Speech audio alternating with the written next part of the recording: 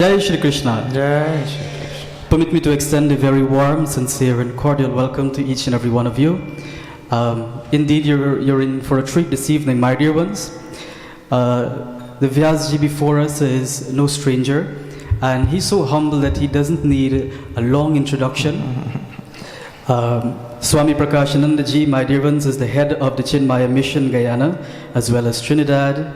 Swamiji is currently conducting a Jnana Yajna for 108 days at 108 different mandirs across Guyana, teaching the entire Bhagavad Gita, a few verses each night.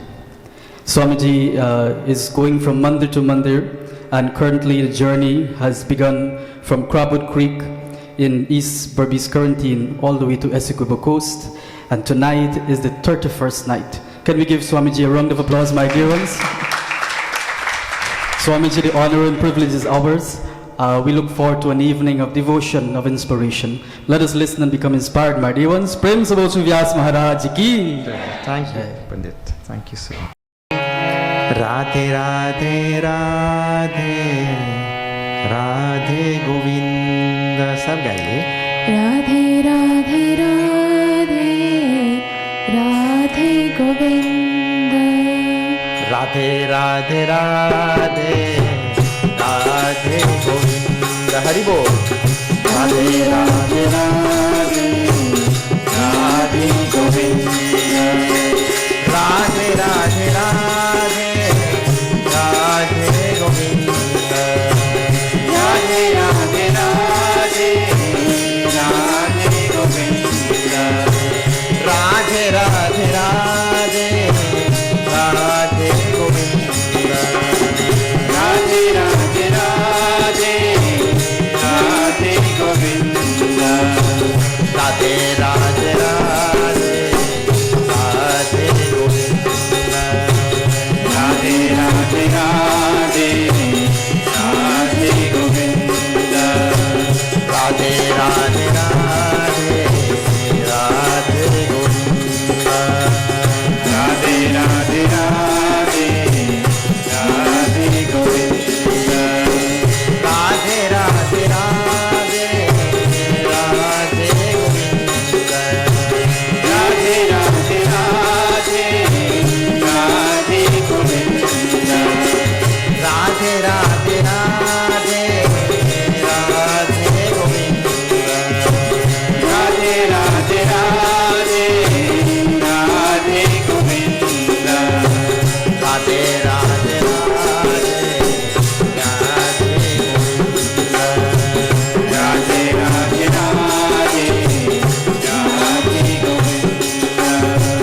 Radhe Radhe Radhe Radhe Govinda. Radhe Radhe Radhe Radhe Govinda. Krishna Mukunda, Krishna Mukunda, Bal Govinda, Bal Govinda. Krishna Kanaya Lal ki jai. Om Shri Ganeshaya Namaha. Om Shri Saraswatyai Namaha. Om Shri Gurudevaya Namaha. Gita Jnanam. Om Parthaya Pratibodhitam Bhagavata Narayanena Swayam Vyasena Gatitam Purana Munina Madhye Mahabharatam Advaitamritavarshinim Bhagavatim Ashtadashaധ്യായിനീം Ambartvamanusandadhami Bhagavad Gita Bhavattveshinim Namostute Vyasa Vishala Buddhe Pullarvindayata Patra Netra Yena Tvaya Bharata Taila Purnaha प्रज्वालितो ज्ञानमयप्रदीपः प्रपन्नपारिजाताय स्तोत्रवेत्रैकपाणये ज्ञानमुद्राय कृष्णाय गीतामृतदुहे नमः। सर्वोपनिषदो गावो दुग्धा गोपालनन्दनः पार्थो वत्ससुधीर्भोक्ता दुग्धं गीतामृतं महत्। वसुदेवसुतं देवं कंसचाणूरमर्दनम् देवकी परमानन्दं कृष्णं वन्दे जगद्गुरुं कृष्णं वन्दे जगद्गुरुं। हरि ओम्। श्रीकृष्णा शरणं मम श्रीकृष्णा शरणं मम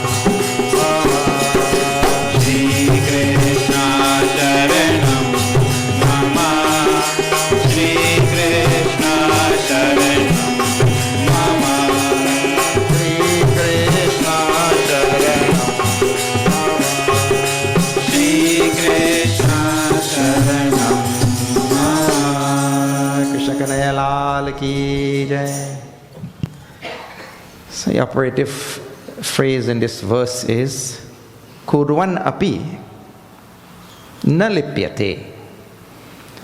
And that phrase is going to be the springboard to tell you where we are in this Gita. Gita has 18 chapters, and this is chapter 5 and verse number 7.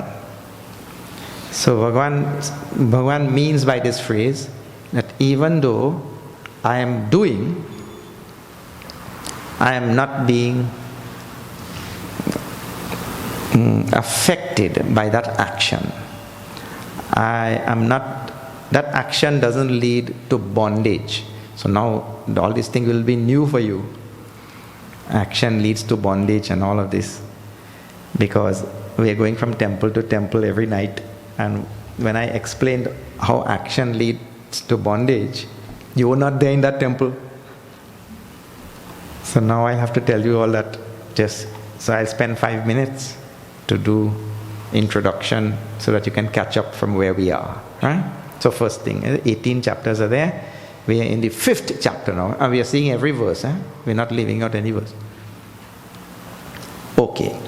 18 chapters divided by 3 will be 6.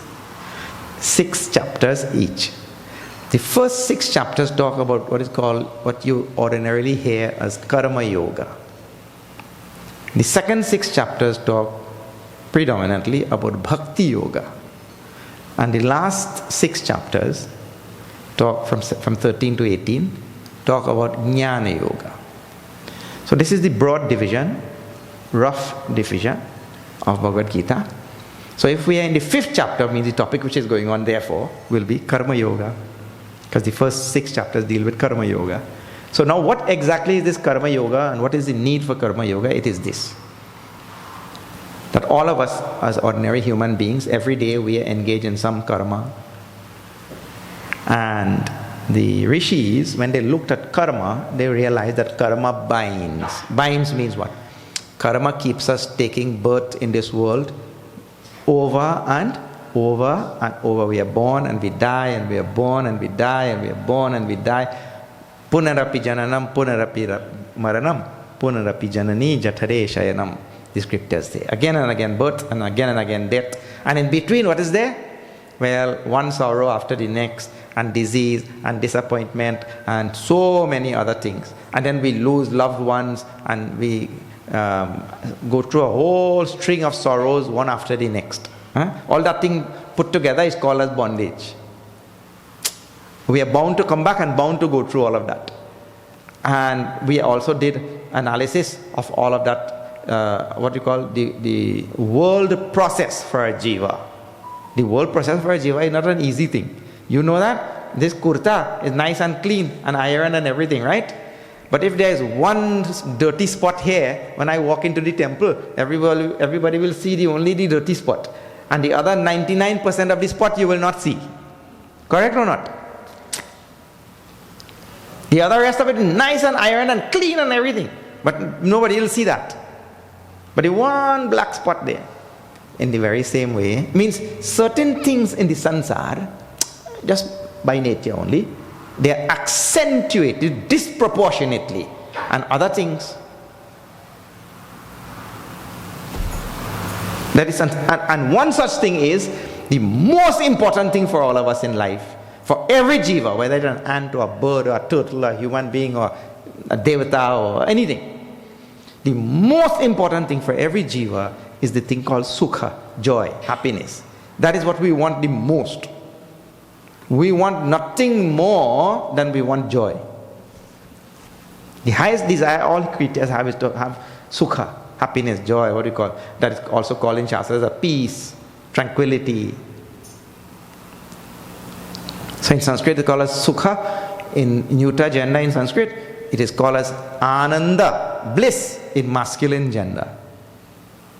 And in feminine gender it's called as shanti, same thing. But that is, the same thing is given 3 genders, 3 different words, but that is what we want the most. Now, why I told you it is, the universe is such that some things get disproportionately accentuated is like this. Look here. If I treat you nicely every day of the year, so now how many days are there? 365. I treat you nicely and I give you nice food and nice everything. 364 days. But only the last day now, I beat you blue and black. I catch you like this and tie a rope and take a lathi and give you good lathi. Acha, theek hai. Isn't it true? You will forget the 364 days when I treated you nicely. You totally forget. Nobody will say, Acha, theek hai. Swamiji gave me nice food and nice everything for 364 days. Today, okay, theek hai, let him beat me as much as he wants. Any human being will say, let him beat me as much as he wants. We quickly forget the 364 days. This truism is because sorrow by nature gets accentuated way past happiness.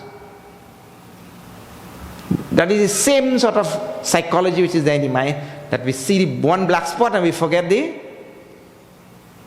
This is how the psychology of the human being is built. We forget the rest of the thing, the kurta. You see? So the one day the person insults you, the one day the person poke you, the one day the person causes pain to you, you forget all the other days when the person gave you joy, joy, joy, joy, joy. So this is one thing. Second thing about how sorrow naturally in the world gets accentuated without us really thinking about it. And that is like this now. I'll just tell you to think a little bit. If you are having, suppose you like something, right? And because that thing gives you joy. But all of us have things that give us joy. Right? In Trinidad, I use the example of doubles. People go to eat doubles on the side of the road.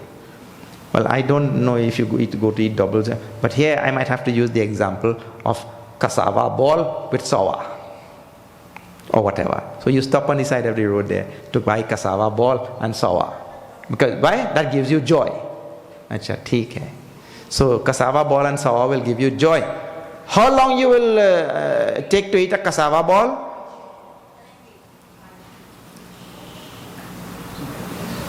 Two minutes. And how many cassava balls you will eat? Well, I tried it already. I can't eat more than one. Some people might be able to manage. Two. So now, that thing which gives you joy, if you look at anything, so people like jalebi and laddu and barfi and gulab jamun, anything will give you joy. Pepsi, Coca-Cola, whatever you drink, right? How many you will drink and how long it takes? How long it take you to drink a Pepsi? And after you drink one, finish. This is joys, all joys. People go on that roller coaster, you know, or that Ferris wheel, that thing. What do you call it? Whatever. That ride lasts for about, average in the world, across the globe, 3 minutes, 5 minutes. And for some people, when they go on that ride for 3 minutes, 5 minutes, then they find out what you had for lunch because everything come out. But that's joy for people. 3 minutes, 5 minutes. But okay, now this is joy. Now you think about sorrow. You're having some sorrow in the life. Does it last 3 minutes, 5 minutes? And if you have pain in your knee, a pain in your head, headache, the sorrows, they seem to go on forever. And joys, they're all 2 minutes, 3 minutes. The average is about 3 minutes for a joy. And you can have a sorrow, bapre. People have arthritis, sar dard, headache. Just now, COVID came. It lasted 1 day or what? COVID lasted years, 2 years, 3 years, isn't it? That is how. So the joy, this is the nature of samsara. Now, samsara means this jagat in which we are, this world in which we are living. The joys, they last 2-3 minutes.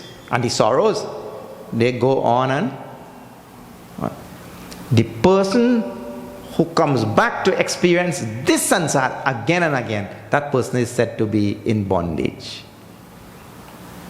Because we are born again and again and again and again. So that is called the bondage of karma, because we do karma in this lifetime now, and all karmas have result. And so I have to take the next birth now to come to reap all of those results. But while I am reaping the results now, I am doing more karma. So that is causing me to come back the other birth after that now. And when I come to reap those results, I do more karma. And then what is the end? That is called a endless cycle. That goes on and on. That is called the bondage of karma. And if, when I came back, if everything was nice and dandy, it would have been fine. But everything is not nice and dandy. Crying and miserable from birth till death. Because have you seen anybody come in this world laughing? When you are born in this world, you are supposed to cry. And if you don't cry, come here. We'll make you cry. and they give you one thapper. And then wah, and only when you say wah, then everybody, oh, he good. Yeah. So if you don't cry, you're not good. And then when he from the birth he crying, and then cry throughout because this disappointment, that problem, that pain. He might not be crying outside, but inside he is crying, heartache, pain, disappointment, this thing, next thing, going down. Then, and after some age, now we are a certain age, oh God, Yamraj come in now, I don't know what to do. Yamraj means Lord of Death. Huh? So Yamraj will come just now, I don't know where I will go, what I will end up doing, and then these children, this property, and this money, and that one, this one, and that daughter, and this one, who to give, and will, and you write a will, and then scrap the will, and make a next will, and on and on and on. And I've seen, in our type of work, we have to see so many things, nah? Too many bad things at that age. How many people put out their parents and kick them out. I've seen too much of that. So, then finally going down the road now. Now he doesn't want to go, the others don't want him to go, and they're crying and he's crying inside, and I don't know what will happen. Like one sorrow after the next going down the road. And I told on the previous day, anybody who thinks that this samsara is very nice and this world is very nice, that because right now in his life everything is going on nicely, but life is dynamic, life changes, it doesn't remain the same every day, and somewhere down the line when things turn bad, that same person will say, no, I don't want to come back in this samsara. Same person. So now all of this is called the bondage of samsara, and it is caused by karma. So now the rishis have found out a wonderful way to do your karma, your daily duties and all the things which you are doing on a daily basis. They have found out a most wonderful way to do it, and they say, right now we are doing it selfishly, learn to do it selflessly. Right now we are doing it for me. Last night I told about this in detail over there. You were just here. What is it called? Fairfield? Shieldstown. So we were just here in Shieldstown, and I was explaining that. So we have to do the karma, whatever your daily duty is, do it as a dedication to the world, to Ishvara, to humanity, to others, because the world has given us everything which we have, right? When I do that, I change my karma from just ordinary karma, which binds, to karma yoga, which will free me. It will not create new results to cause me to take future births. That is the idea. So, this karma has to be done in the spirit of karma yoga. What will happen? I will get purity of mind and make myself fit for knowledge of the higher reality, by doing my karma in this way. And it will eventually take me out of samsara. Now, that is karma at an ordinary level for you and I. I am doing the karma, but I am doing it for the benefit of others. So there is still I am doing it. So that I am doing it in Sanskrit is called as kartritva bhav. Now see how many stages are there. The first stage is I am doing it, but I am doing it for me and my family. That is called selfishness. I am doing it for me only. And all the great souls and great sages in the world, how they work just like us, but they did it for the benefit of others. So in that second stage now, I am still doing it. There is still kartritva bhav, means the doership. I am the doer. So first is I am doing, but I am doing for me. Second is I am doing still, but I am doing for others, for the world. And last stage is I am not doing at all. Bhagavan is doing. I am an instrument. He is doing through me. So this verse which we just chanted, this is where we reached yesterday, this is describing that last stage. The person engaged in yoga means I am doing it now, karma yoga, I am doing it for others. And while he is doing that, he purifies his mind. Vishuddhatma becomes more and more pure because his selfishness goes and selflessness comes. Please remember, human beings are the most selfish of all beings. We are born selfish. You don't have to feel bad about it. We are born selfish. But if you are born selfish, like a dog is born as meatarian, carnivorous, he eats meat, right? And he will die in the same way. He has no, animal kingdom is like that. They have no choice in the matter. You see? Your cow, tomorrow morning, your cow cannot get up and say, oh my God, I've been eating grass every day. My belly must be green. I fed up with this grass. Tomorrow I go in KFC. Can your cow say? But a human being, he can be born one way and he can very well change his life into something else. I'm born in a house where meat is eaten. I can say I'll become vegetarian. I'm born selfish. I can say I will become selfless. All these choices is privileges are bestowed on a human being by virtue of his intellect. So we are born selfish. Now we start doing our karma from selfish karma to selfless karma for the benefit of others. And that itself, that removal of that selfishness is the rudiments of the purification of the mind. The mind becomes so Vishuddhatma. By doing this, he becomes pure-minded. And Vijitatma, he learns to control himself more and more. Because the purer we become, the more and more we are able to control all our actions and emotions and all such things. And Jitendriya, all our senses, we are able to control more and more. And for such person, eventually, he will come to see that Bhagwan himself is the one who is doing everything. I am not doing anything. Bhagwan will show this darshan, this vision to Arjuna in the 11th chapter. That he is doing everything. So now, when he comes to that state, Sarva Bhutatma Kurvan Api Na Lipyate, means he comes to see everything in himself and he sees himself in everything. And such a person, when he does thereafter, none of his karma, none of his actions will bind him. The actions do not thereafter produce results to make him come back birth after birth after birth. This, what I just told you in 10 minutes, is the whole of Karma Yoga. It's supposed to end like this. Now, that's summarized in that one verse, but Bhagwan is spreading this thing out over 6 chapters. That person who has come to that highest state by following Karma Yoga, he is being described now in the next 2 verses also. In 2 verses, I told you, those of you who want to learn to chant Bhagavad Gita, some people are like that, right? What? They go and they attempt, when you have the exam, when we have the exam, the teachers tell, do all the easy questions first. Don't they tell? Do all the easy questions first. But over the years, I am one of those people. Over the years, I like to do all the hard questions first.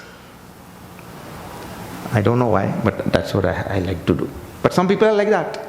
They do all the hard one. Well, those of you who want to learn to chant Bhagavad Gita, these 2 verses which are coming is the most difficult verses to chant. And therefore, if you want to use that approach, learn to chant these 2 verses first. But if you want to use the easy approach, then you do the other. You start from verse number 1 in the beginning. But see now, this is number 8 and 9 of the 5th chapter. When you have opportunity to chant the name of Bhagwan, don't miss. Hare Krishna, Krishna Krishna, Hare Hare, Hare Krishna, Krishna Krishna,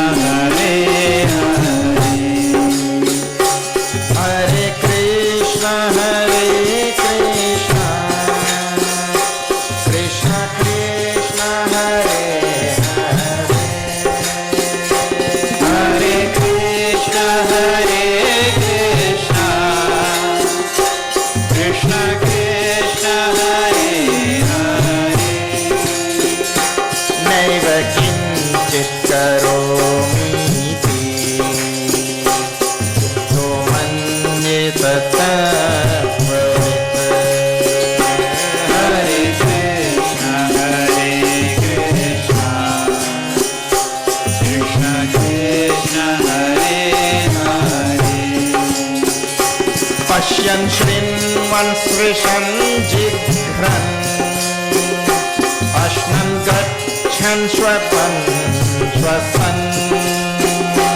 Hare Krishna, Krishna Krishna, Hare Hare. Pralapan visrijan grihnam. Nishanna vishantapi. Hare Krishna, Krishna Krishna, Hare Hare. Pralapan visrijan grihnam. Unmishanna mishannapi. Hare Krishna, Krishna Krishna, Hare Hare. Pralapan visrijan grihnam. Unmishanni mishannapi.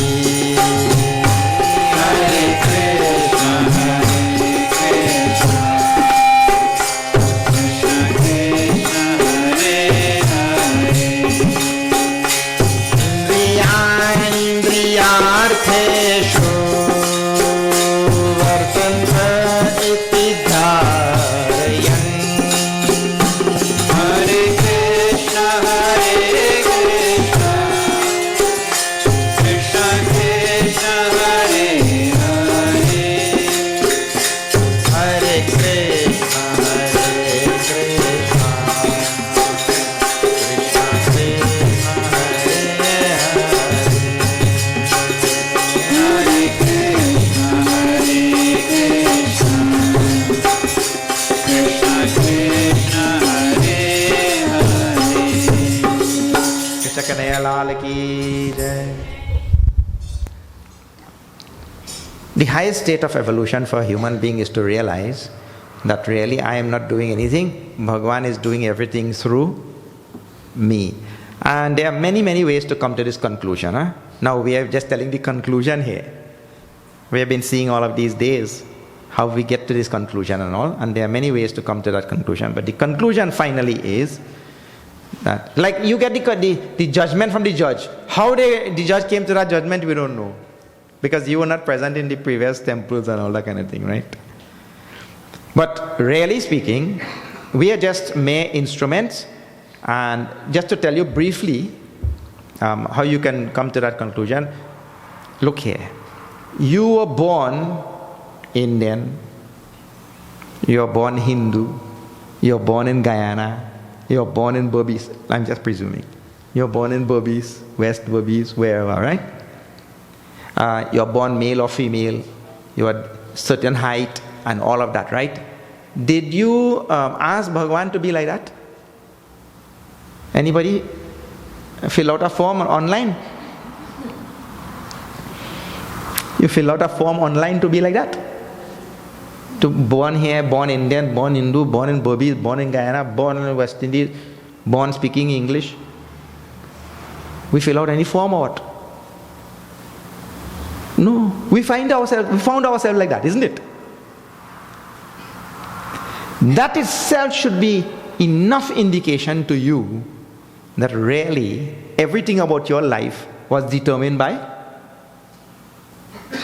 So far, everything already is determined by that. But you see, your spouse, whoever your spouse is, for those people who have spouse, you did not even know that person was born in this world, isn't it? And we think, that's called moha in scriptures. We think, yeah, I chose this person, I chose that person. But you don't know. One child was asking that parent, Mommy, where were you born? That mother said, I was born in Guyana. As the father. Where were you born? That father said, I was born in Trinidad. Then he asked, then where was I born? That father said, son, you were born in New York. That boy said, wow. Then how did we ever all get together? How did we meet up then? One born in Guyana, one born in Trinidad, one born in New York. How did we meet? But look here. We really don't know those things. And where that fellow has come from. That boy who was born as your son, where he came from. He would have been in some other country, just died there, dropped that body in that family, and now he's born here. And now we have no choice in any of those matters. So this little bit, if we think in this direction, there's a lot of ways to establish that really in this world, Bhagwan is in control of everything, not us. So now, the person who has reached the highest stage of evolution, he lives in this knowledge. The one who has reached the state of mukti, he lives in this knowledge. So that person is being described here now. He says, Na eva kinchit karomi iti yuktaha manyeta tattvavid. He goes on thinking like this only, or he should think like this. I am not doing anything. Bhagwan is doing everything. Really, anybody who can come to this realization that the Lord is doing everything, his life will become really happy. Because we think we are doing, our life is miserable only. And doing what now? So all these other words in the verse, they are doing, when I'm doing this thing, doing that thing, I should think, I am not doing. Bhagwan is doing. The Lord is doing. Pashyan, seeing. Looking, seeing. Shrinvan, listening. Sprishan, touching. Jighran, smelling. Ashnan, eating. Shwapan, shwasan, breathing and sleeping, and all things are given now. Remembering anything. Pralapan, talking. Visrijan, leaving. Grihnan, taking. Unmishan, blinking the eyes. Nimishan, opening and closing of the eyes. Whatever it is, I am doing that time. Now see, I am just saying it very easily here, right? But it is not such an easy thing to do. You know why? Because we blink 100 times in a day, not 100 times, 1,000,000 times. And we don't even know. We do so many actions and we don't even know. Like for example, I turned my head and I looked here. Then I turned my head and looked there. And I don't know. After you ask, how many times you turned your head? What head? You ask what head? We don't know. It means we are not present with our actions. We do the actions just like slay of hand, involuntarily, as though unaware. So now this verse actually, this very important message is there. We have to learn to be 100% aware. I should be here and now in order to practice this thing. Otherwise I cannot practice. And this is a very important thing in spirituality. Human beings don't know how to be here and now. We are very good at being, our mind is always in some other place. Future or past. So a big practice has to enter our mind. What is that? I have to learn to be in the present. And do you know, there is no such thing as future or past. That's all imagination only. See, if I tell you, take this, drink it yesterday. Can you drink it yesterday? You can only drink it? No. I say, take it, drink it tomorrow. Yeah, I could do that. I can drink it tomorrow. That also not possible. That is only delusion to think that you can do it, you can drink it tomorrow. We cannot drink it tomorrow. We can only drink it. Now I'll show you how we cannot drink it tomorrow. Look here. In our village, this is a real story. In our village, when I was a little boy, there was an old man who used to run a little shop. So because he was old, everybody used to call him Nana. Nana. And after Nana, everybody stopped calling him Nana, call him Nans. Then like we do in Trinidad and Guyana, give him a short name. Nans. So you go there. People used to go to Nan's shop, and then they used to take things on credit, and on the weekend, when it is time to pay now, they used to deny that they took this and took that, and they used to cheat Nana. Human beings are good at those type of things. So anyway, Nana got fed up with that. Then what? Nana put up a sign in the shop. What the sign said? Cash today, credit tomorrow. So if you come to Nana's shop and you have cash, then he'll give you whatever candy you want or whatever. Right? And you tell Nana, Nana, give me some credit. Nana will say, read this sign. What the sign says? Cash today, credit tomorrow. You say, okay, take care, Nana, no problem, I'll come back tomorrow. So when you come back tomorrow now, you say, Nana, I come back for credit. Nana will say, read this sign.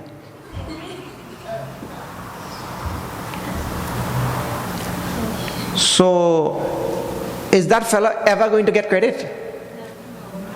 Because tomorrow is just a delusion like yesterday. There is no such thing. There is only... Right now, tomorrow is only an imagination. Is imagination a real thing? Imagination not a... If I imagine there is a monster behind this wall, does that put a monster there?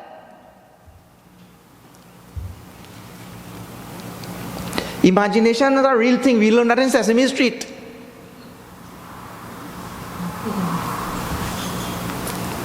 So right now, tomorrow is only an imagination. There is no such thing as yesterday or tomorrow. Because you have access to neither. Nobody has access to either of them. There is only now. I can only drink this now. And let us say I wait. And what you call as tomorrow, when that thing comes, when I will be drinking it, it will be now or not? It will be now only. It will be a now. You can only drink it in a now. So in order to practice any one of these things, which, when I am winking, when I am touching, when I am doing any listening, tasting, whatever I am doing, I have to be 100% present while I am doing that thing. And because the kind of life we live, and we did not learn this as children, and nobody taught us and all of that sort of thing, we find that we put the car keys there, and then we go on all over the house looking for the car keys. Huh? He put the glasses there and go all about looking for my glasses. Because when you did the action, you were not present with the action. That is the idea.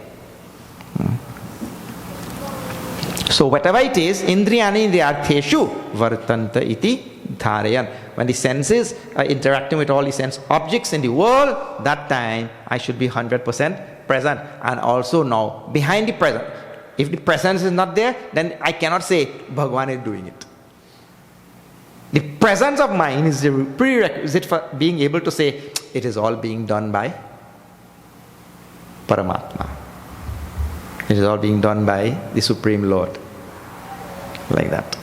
Huh? Now Bhagavan gets back to his karma yoga again. Now for all of you who had missed out the previous days, and this is one good thing, Bhagavan repeats. Because when you are teaching, you have to repeat.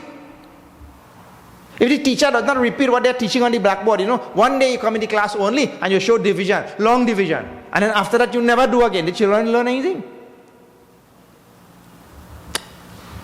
Again and again each teacher has to do, because all of it is hard. In Trinidad we say head hard. So Bhagavan had to repeat over and over. Huh? I tell you, it is amazing how the human being is very difficult for us to learn. Human beings don't learn so fast, Look here. One fellow saw a sign in front of a travel agency. Listen to this nice story. he saw a sign in front of a travel agency. What the sign said? For $100, we'll give you a super vacation trip. That is the sign.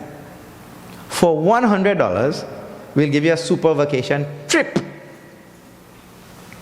So he thought, wow, but that is amazing. Just for $100 only? So he goes inside, and there's somebody behind the counter here like this. He stands there. And he asked, is it true? For $100 you'll give a nice trip? That person said yes. He said, okay, here is my $100. He took out $100 and he gave. Well, that fellow, from this side of the counter, he put his hand under the counter like this and he pulled out a baseball bat. And he hit that fellow one baseball bat on the head. Daram! Well, that man fell. When he was falling like this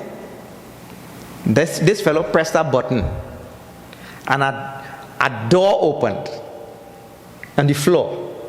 That fellow fell through that hole in the floor and he went down a chute, a slide, chute, and that take him behind the building. There was a river flowing. He went down and he now floating down the river. About 5 minutes after he came to, and he looked around and realized, I'm floating in a river. So he asking himself now, what kind of trip is this? So there was another man floating coming behind him now. That means he also get one? Yeah. He asked that fellow, he said, what kind of trip is this? Do they serve lunch on this trip? That other man said, no, I don't think they serve lunch because last year when I came, I did not get any lunch. What crazy. He come last year and he got a baseball bat on his head. And he float down the river and he come back this year for our next one. It means from his experience, actually it's a joke, but the joke is just meant to tell this point. What is the point? The point is, human beings don't learn. We come here again and again, same thing over, life after life after life. We don't learn. It's very hard to teach a human being. So Bhagavan has to repeat the same thing. Now you see, this is number 10. Same karma yoga which he's been teaching since 2nd chapter. This is 5th chapter. Still same thing going on. Because we as hard. Alright. Shri Krishna Sharanam Mama. Shri Krishna Sharanam Mama. Shri Krishna Sharanam Mama. Shri Krishna Sharanam Mama. Brahmanyadhaya karmani sangam tyakva karoti saha. Shri Krishna Sharanam Mama. Shri Krishna Sharanam Mama. Lityate na sapapena padma patramimam bhasa. Shri Krishna Sharanam Mama. Shri Krishna Sharanam Mama. Kayena manasa buddhya kevalerindriyarapi. Shri Krishna Sharanam Mama. Shri Krishna Sharanam Mama. Yogina karma kurvanti sangam jatvātma shuddhaye. Shri Krishna Sharanam Mama.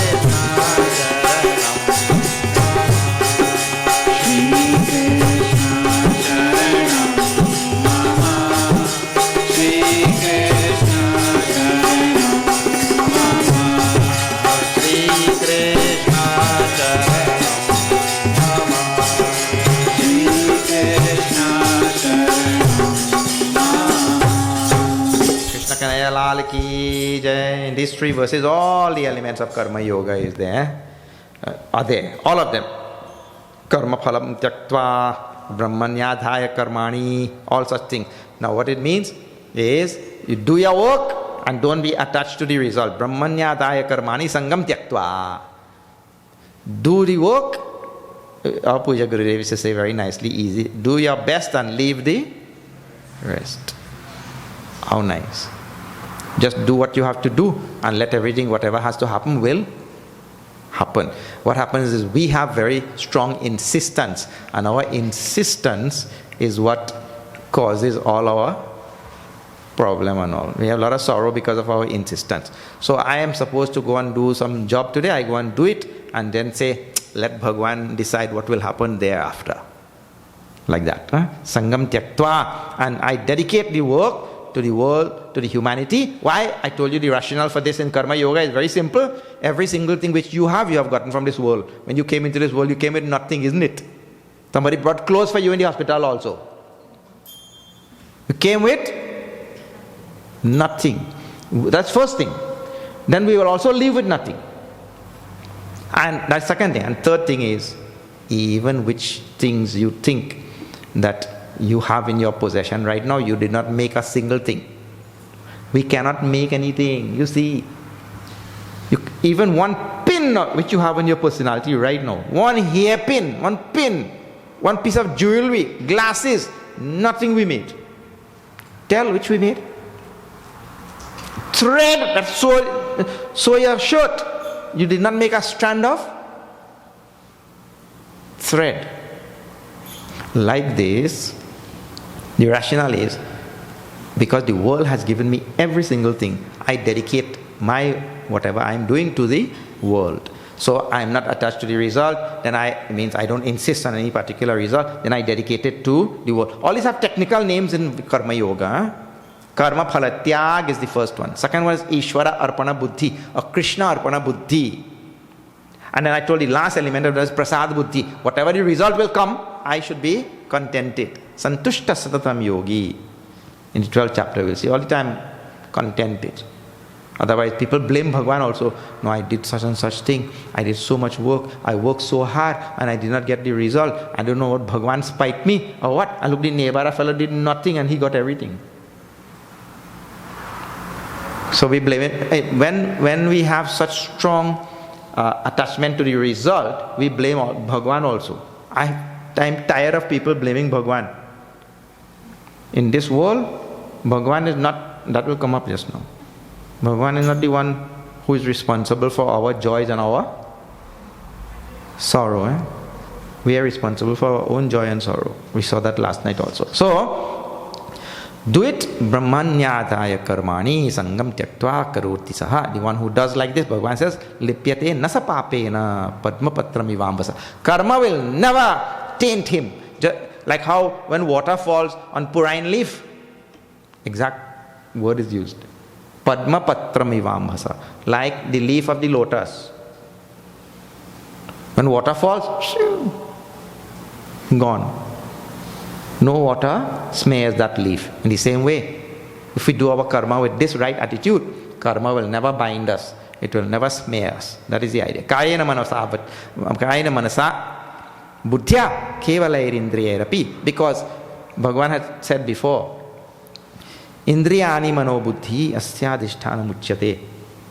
In 3rd chapter, this strong insistence and desire and craving and longing and all, they are there in our mind, in our intellect, in our senses. So here Bhagavan is saying, with that mind, with that intellect, with the senses and all, I am supposed to karma kurvanti. The one person does his work, sangam tyaktva, giving up attachment, and he gets purity of mind. That will lead to purity of mind, atma shuddhaye. Yukta karma phalam tyaktva. Being engaged in conscientiously in my karma, I renounce the result. Shantim apnoti neshtikim. He gains a firm abidance in the supreme state of shanti. In this verse, last one we chanted, the 2 types of people are described. Right? What is? The one who does his karma properly and dedicates it to the world and to Paramatma and all that kind of thing, Shanti Mapnoti, he reaches the supreme state of Shanti. And the next fellow, in the second line, he is described. Ayukta Kamakarena Phale Sakto Nibadhyate. He is not conscientiously doing his karma, desirous, only doing, but most human beings work like this only. Most human beings work like this only. What is that? We only go and do this much work to get the salary. And 1 minute more than that we are not doing. I saw a nice video. A fella, he is a carpenter. He pounding a nail like this with a hammer. Damn. The nail reached halfway in the wood. And the bell ring, 4 o'clock, and it's time to go home. He'll leave that nail hardware, so tomorrow I'll finish it. That's why you're called real lazy, isn't it? But human beings are known for that. We are known for being really, all of us, all people. If you could get somebody to come and cook your food and wash your clothes and clean your house and even bring the food by the table for you, and when you finish, go and wash the wares. If you could get somebody to cut your lawn, paint your house, if you could get somebody to do all that for free, what you will say? Ha! I'm so happy. Everybody's so happy. Because what? He wants to do nothing. That's a human being. The second thing, even though he wants to do nothing, he wants to get everything. What a contradiction. He wants to get everything, but he wants to do nothing. And from childhood, the child wants to pass the exam, but he doesn't want to study. From childhood. We're born that way. Born lazy. And that's why you don't want to get up in the morning. Your parents have to say, wake up, beta. Get up. One father was telling the boy, get up, son. You don't know, the early bird catches the worm. That boy said, Dad, that is exactly my point. You see what happened to the worm because he got up early?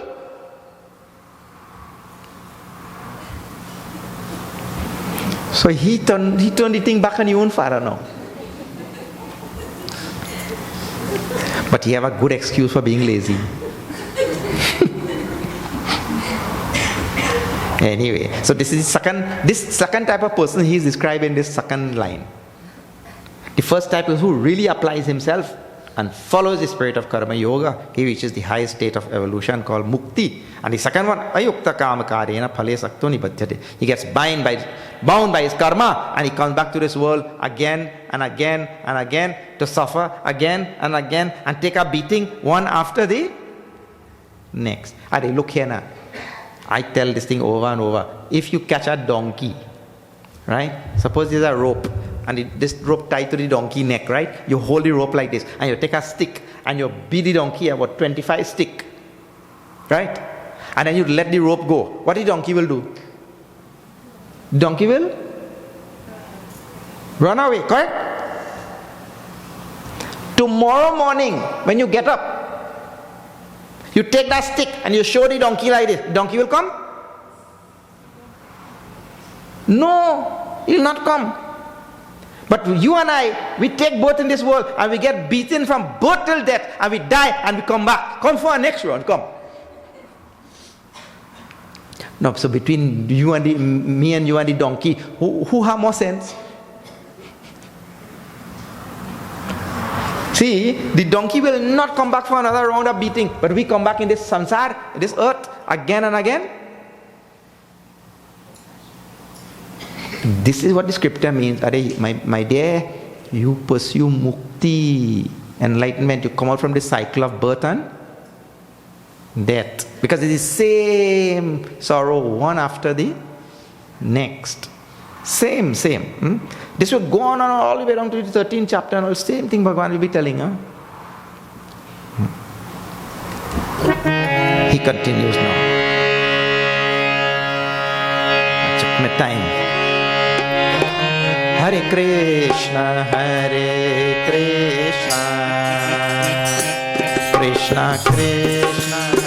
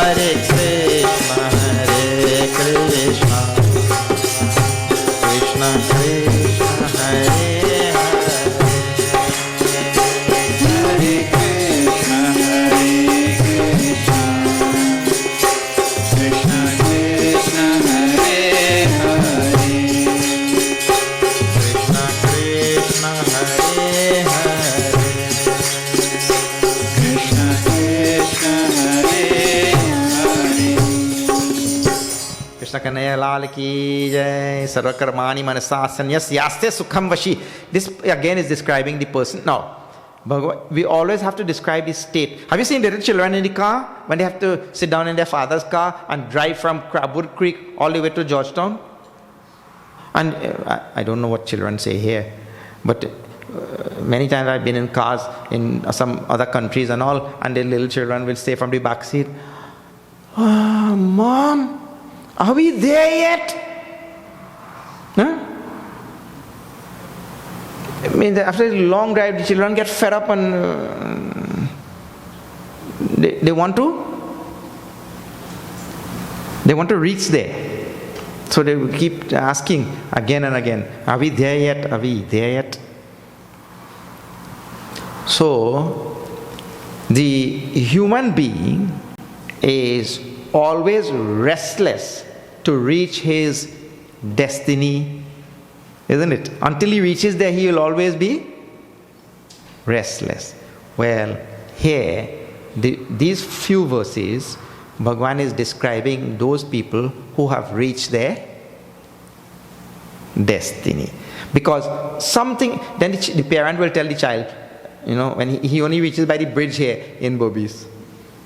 From Crabwood Creek, a long drive, you reach here. The parent, no, don't worry. When you reach Georgetown, they have the best chocolate. That chocolate came from Switzerland. So now you tell him. So he forget now about all what he was complaining about. Oh, chocolate. His mind has gone now to chocolate.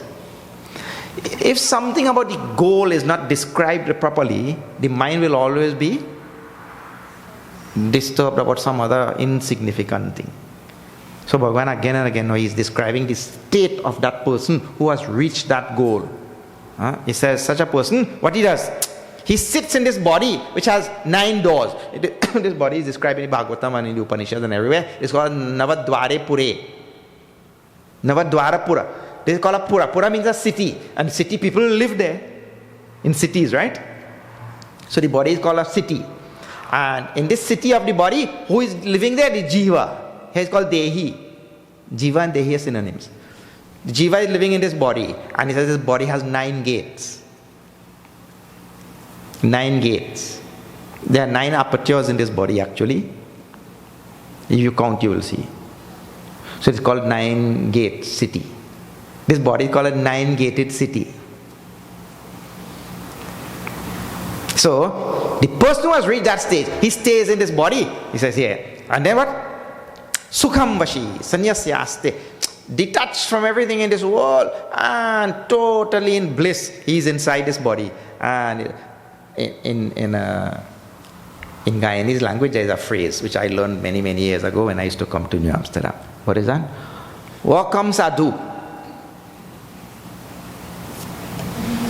That phrase has a positive connotation and also a Negative connotation. So for the person who has not reached this stage and he's living like that, that is not proper, What comes sadhu? But for this person who has reached this stage, that is, if the people give him food, he eats. If the people don't give him food, he doesn't eat. If the people insult him, he is fine. If they don't they praise him, he is fine. He'll be described again in the 13th and 14th chapter. He has reached a state of total balance and all of that. And he lives in this body happily. And we live in this body miserable. Oh God. One complaint after the next. When it rains, some people complain. When it doesn't rain, some people complain. Because if it rains, the fisherman who is going out outside to catch fish, he complains. When it rains. If it doesn't rain, then the farmers who want water for their field, they complain. So everything in this world, somebody will complain. And the husband complains about the wife, and the wife complains about the children. The husband, and all the children complain about two of them. When somebody is complaining about somebody, there's an amazing thing. You know how many places I go, and that wife tells me, Swamiji, I don't know what is wrong with this man. He'll never change.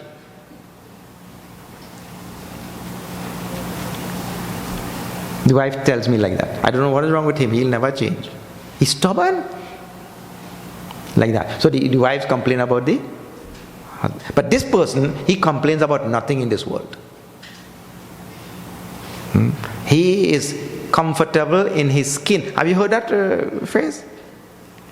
Comfortable in his skin. Well, here, skin word is not used, body is used. This nine-gated city. He's very happy. Sukham Vashi means totally taken over by joy only. Never dware pure dehi, never kurvan nakare. And there, such a person, he doesn't do anything, nor does he cause anything to be done. Even though you may see him doing action, he has no feeling that I am the doer. He knows that Bhagwan is the doer. He is being described. Now, let me see how much time. 8:12. There are a group of verses there. I'm thinking whether I should go into all of them. 3 verses. I'll chant all 3 of them. Let's see how far we'll reach. Shri Krishna Sharanam Mama. Shri Krishna Sharanam Mama. Shri Krishna Sharanam Mama. Shri Krishna Sharanam Mama.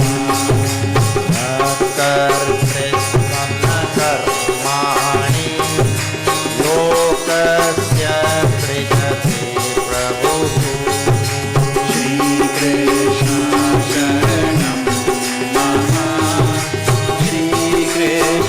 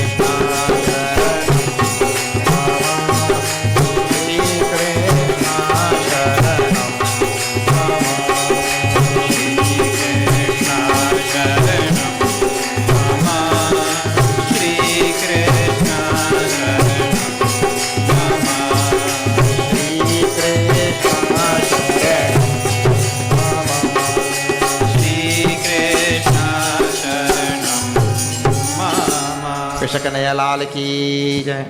Acha, you tell me something. No, I'll just tell you. So, you know the government makes laws, right? You don't make laws. You are sitting here only. They sit in parliament and they sit wherever and they make laws. And then it comes in the parliament as a bill, then they all discuss and this and that, and then after the law, the bill is discussed and all, it is voted on and then assented to by the president and all that kind of thing. And then they pass the laws down to the respective authorities to enforce the law. So if they say, now you used to be paying, after you get salary, when you get your salary, you were paying VAT, or you're paying whatever, you're paying tax, right? On your salary. So they used to charge 5%. So the government, no 5%, no. They make that law there. What? 10%. So now, who made it? The government. Okay, first up came a proposal in the cabinet, okay, then came through the parliament and whatever, and then they made a law. Now, let us say there are 50 parliamentarians there, and they pass the law. Do those 50 parliamentarians come in your job, wherever you are working, to take out your 10%, their 10%? They come there to enforce the law or what? No. They make the laws in the parliament, but there is a mechanism in place to make sure that your 10% is extracted. Correct? They don't come to make sure to see, oh, look, you get your salary, now give me 10%.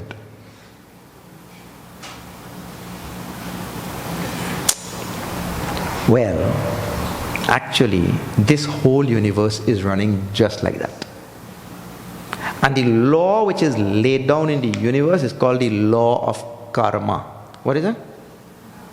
Law of karma. If Bhagavan already put the law of karma, and the law of karma says, so you sow, so shall you reap. Then why? That's why. Have you seen picture of Bhagavan Vishnu in the pictures and all? When you see a picture on the wall of Bhagavan Vishnu, what is he doing? Have you seen that? He reclining on Sheshnag and he just chilling. Because after the parliament make the laws, but they'll come to collect 10% from you or what? So Bhagavan made the law of karma, and the law of karma just a very simple stated law, but very profound, deep and really magnificent law. So after he put the law in the universe, then what he has to do now? Nothing. The law of karma works 100%. And the law works across the board unfailingly, an infallible law. You jump high or jump low, every man is subjected to that law. Raja Rank Fakir. Nobody should. When Bhagavan wants to take avatar in this world, he also subjects himself to the law. But once the law is there, then nothing to be done. The law of karma makes everything work. Based on that teaching, now these three verses are given. Na kartritvam na karmani lokasya srijati prabhu. Bhagavan doesn't do anything about making you feel that you are a doer, you are non-doer, that you should do this karma or you should do that karma. We all do that and then we receive the result. And so when anything happens in my life, then who I should blame? I can't say, Bhagavan spited me and he did this and he did that and I don't know why he put me in Guyana or why he put me in Berbice. He could have put me in Essequibo, or be closer to Venezuela or whatever. I mean, based on my karma, what I have done. Now see, these two things seem to be contradictory. What is that? In the beginning we started by telling that Bhagavan is doing everything. And now we are saying, I did the karma and I caused this in my life and I caused that in my life. So now which one is true? This is a very big question in Bhagavad Gita. The question is there in Ramayana also. And the answer is very simple. Look here. you please remember, when I started out by telling Bhagavan is doing everything, I told that there are stages in Karma Yoga. In Karma Yoga, the first stage is I am doing, and I am doing selfishly. Correct? Second stage, I am doing, still I am doing. But I am doing selflessly and dedicating it to the world and to humanity, and I am doing it for Bhagavan. But there's still I am doing. And the third stage is I am not doing anything, Bhagavan is doing everything. People mix up that third stage with our ordinary stage which you and I are living. That is how a realized soul, when he reaches there, he'll realize Bhagavan is doing everything. Right now, we are not there. We are feeling that we are doing. It is with that feeling now. We say, I am doing this karma, I am doing that karma. Who has that feeling of doing karma? He will have karma phala result. So this is the law of karma. As I sow, so I will. Karma and karma phala is the law of karma, operates at our ordinary level. And we have not reached there yet. When we reach there, we will see. Now he says here, Bhagavan says, I am not responsible for you feel that you're a doer, you have doership, and now you do as you sow, so you will reap. I'm not engaged in any of these things. I already law of karma is there. And you are living in that law. Na karma phala samyogam swabhavastu pravartate. All things are happening automatically. If to understand this swabhavastu pravartate in ordinary language, everything in this world is happening automatically. Bhagavan doesn't have to come and say, aha, I catch you red-handed. Tomorrow I go punish you. No, sir, you think Bhagavan had time for all of this or what? And all culture people go on telling, no. Bhagavan sit down there and he recording. How many people are there on the earth? 8 billion. So Bhagavan has 8 billion files, and the number of files is increasing every day. Right? And he's a data entry clerk now Bhagavan become. Because he's taking, I catch you, you do this, you do that, and waiting for you now when you go there. Now whole day he has to be putting in data, what you do. And then every day, so many 100,000 dying. So they come there now and they have to meet. Let me pull your file. Wait, Bhagavan had time for all of this or what? All this is people imagination. There's a law of karma. And law of karma is very simple. Arey bhaiya, if I throw a red ball to this wall, what color ball will come back? But our problem is I throw a red ball and I want a white ball to come back. If I throw a red ball, only a red ball will come back. And that ball has its nature, and the wall has its nature, and that is an automatic, and Bhagavan has nothing to do with any of that. The same thing with karma. Whatever karma is evoked from this personality, that goes out into the world, and the same thing comes. Bhagavan has nothing, because the law is already there. This is what is being said, Very, very powerful verses in this Bhagavad Gita. Anyway, now many questions will arise in your mind, and that's good. If questions arise in your mind, then my job is complete. Some questions should arise in your mind. This thing you are thinking, and that thing you are thinking. And if you want to see the completion of this thought, then you will have to come tomorrow. Where are we tomorrow? Now let me tell you. Tomorrow night number 32 is tomorrow. Blairmont Hindu Temple. Where's Blairmont? West Berbice, close by. You should try and come. Blairmont. Okay. So, Bhagavad Gita actually will make us come to reality, because belief systems in the world confuses more than clarifies. We have a lot of belief systems. You will have to imagine Bhagavan taking notes of what you're doing. When he already have a law of karma in place, why you have to take notes now? Why the parliamentarians have to come to your house to see if you pay your 10% tax, when there is already a mechanism in place to make sure that you pay your 10% tax? The mechanism in the universe is called karma, law of karma. Right. Okay. So, a very special thank you to the president of the temple, Nelo or Nalo? How you call it? Nalo. Who is the president? Not here?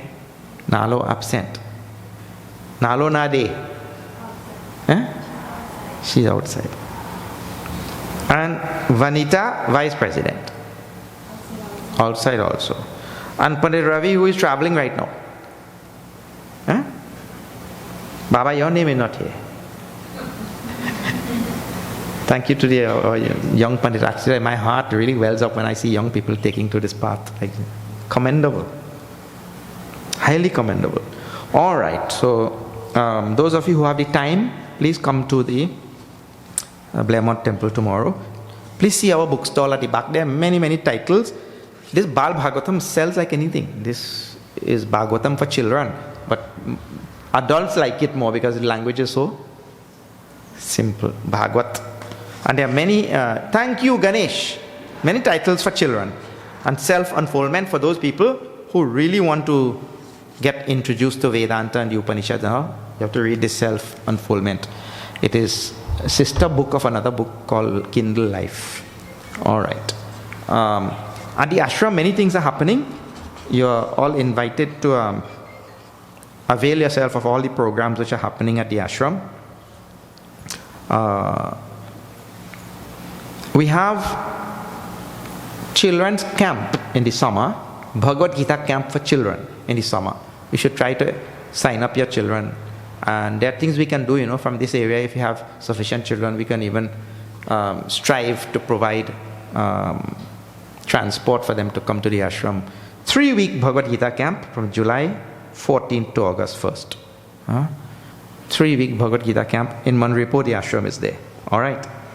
Then, there are many, many classes going on online. From there, please meet the 2 teachers who are here, who are teaching so many classes.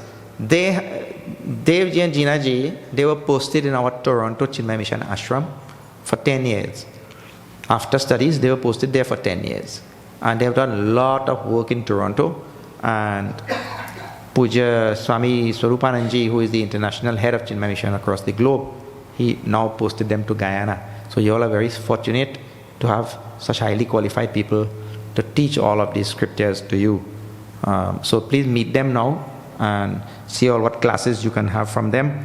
It is important that you grow spiritually for your own mukti also, each person. And I'm sure you can use their help. So they have so many classes going on. All right. So after the camp here, we'll be having a camp in Trinidad. It's called a Gurukul camp.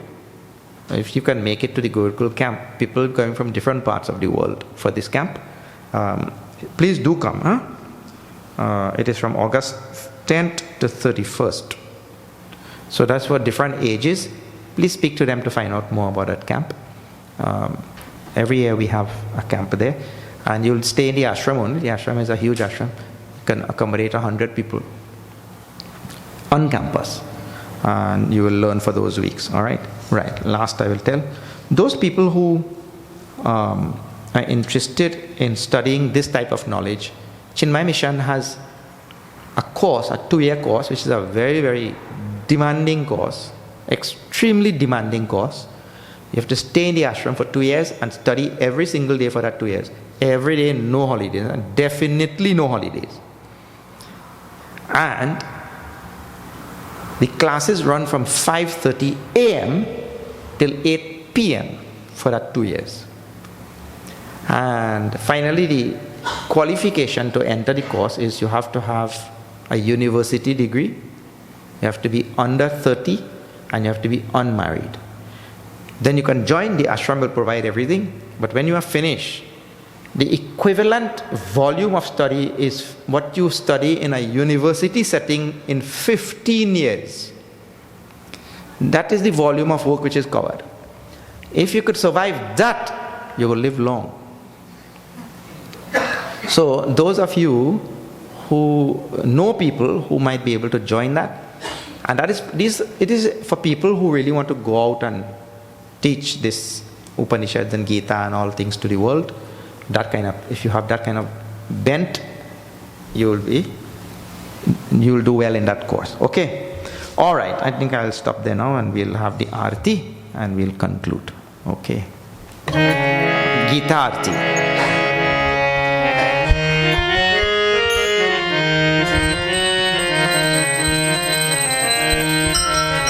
Om Jai Bhagavad Gita, Maya Jai Bhagavad Gita, Hariya Kamal Vihari, Hariya Kamal Vihari, Sundar Supundra, Om Jai Bhagavad Gita, Jai Bhagavad Gita, Maya Jai Bhagavad Gita, Hariya Kamal Vihari, Hariya Kamal Vihari, Sundar Supundra, Om Jai Bhagavad Gita, Dharma Sumarma Prakashi, Nama Sakti Haramaya, Nama Sakti Haramaya, Tattva Jnana Vikashini, Tattva Jnana Vikashini, Vidya Brahma Para, Om Jai Bhagavad Gita, Nishchala Bhakti Vihari, Nirmala Malahari, Maya Nirmala Malahari, Karana Rahasya Pradayini, Atma Jnana Vikashini, Sabvidhi Sukhakari, Om Jai Bhagavad Gita, Raga Desha Vidari, Harini Mod Sada, Maya Kamini Mod Sada, Bhavaya Harini Harini, Bhavaya Harini Harini, Paramananda Prada, Om Jai Bhagavad Gita, Asura Bhava Vinashi, Nashini Tamarajani, Maya Nashini Tamarajani, Devi Sadgunadayini, Devi Sadgunadayini, Hari Rasika Sajani, Om Jai Bhagavad Gita, Samadha Tyag Sikhawai, Hari Mukh Ki Bani, Maya Hari Mukh Ki Bani, Sakal Shastra Ki Swami, Sakal Shastra Ki Swami, Deo Dhiran, Om Jai Bhagavad Gita, Daya Sudha Varsavai, Matu Kripa Ki Jai, Maya Matu Kripa Ki Jai, Haripad Prem Dhan Kar, Haripad Prem Dhan Kar, Apno Kar Lijai, Om Jai Bhagavad Gita,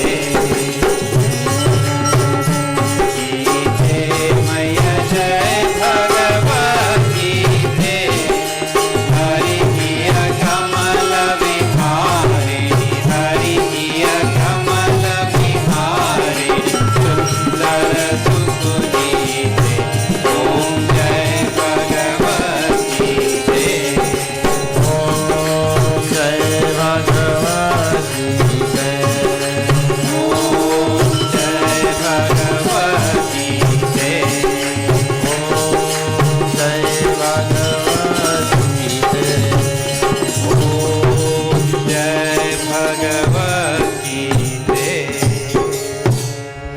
Mangalam Bhagavan Vishnu, Mangalam Garuradvaja, Mangalam Pundalikaksham, Mangalayatano Hari. Tvameva Mata Chapita Tvameva, Tvameva Bantha च सखा त्वमेव विद्या द्रविणं त्वमेव सर्वं मम देव देव। ॐ पूर्णमदः पूर्णमिदं पूर्णात् पूर्णमुदच्यते पूर्णस्य पूर्णमादाय पूर्णमेवावशिष्यते। ॐ शान्ति शान्ति शान्ति। हरि ओम श्री गुरुभ्यो नमः। हरि ओम। बोले वृंदावन बिहारी लाल की जय। श्री सत्य सनातन धर्म की जय। नमः पार्वती पते हर हर महादेव। हरि ओम तत्सत।